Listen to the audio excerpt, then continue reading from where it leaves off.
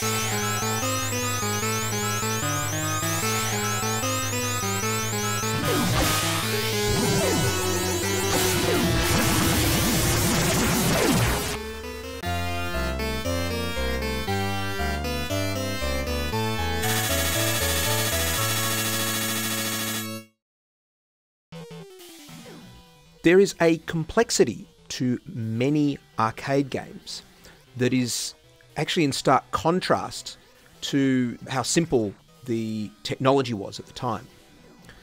And RType is a really good example of this. So even though visually the graphics are much simpler than they are today, they've used them in such a complex manner. There's so much going on here. There are so many colors, there are so many moving objects, there are so many special effects that quite often you can almost be overwhelmed by what you're looking at on the screen. And I think that's actually an important part of the gameplay of many of these games.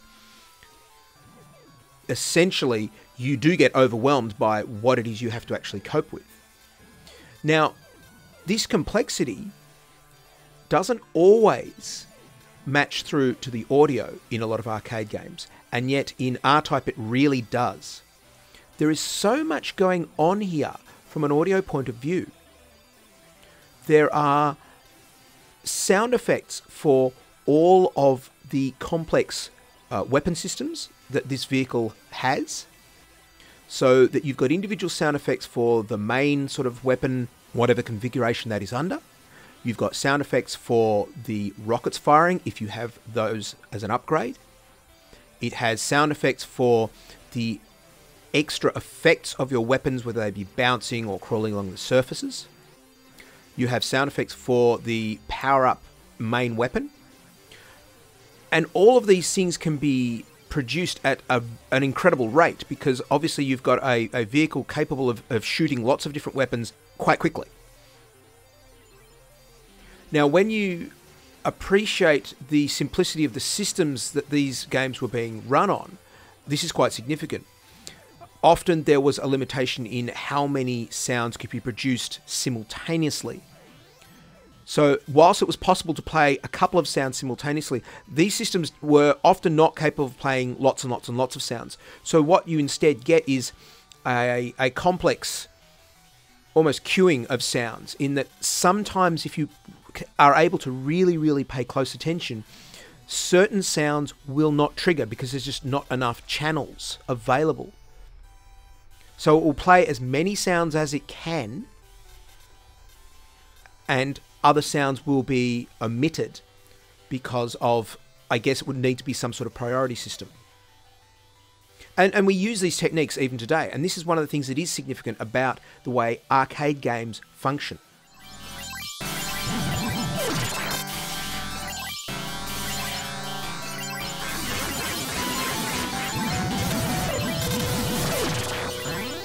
Because of the limitations they had at the time, they needed to work out methods of how to deal with lots and lots of sounds being required, but only a smaller number of sounds actually being producible.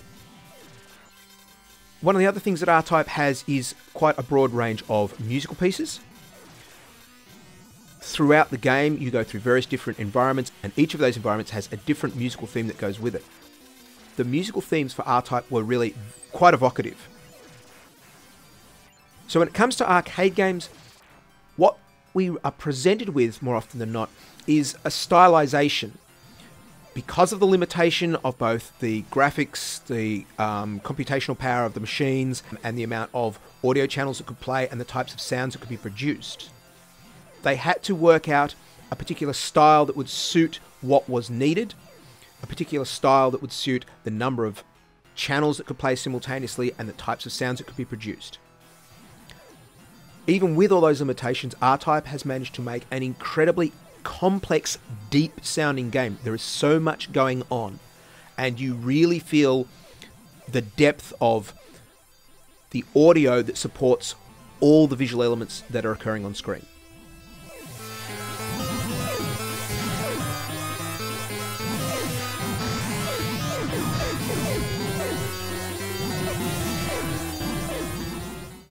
One of the things I do have to say about RType, and in fact I think this can be applied to a lot of arcade games in general, it's really, really hard. So RType was fun to play, it was a real challenge, but it was also a very interesting experience from the point of view of listening to what they did with the audio and what they did with the level design and the graphics as well. Keep an eye out, we will have more arcade games. Thank you very much for watching.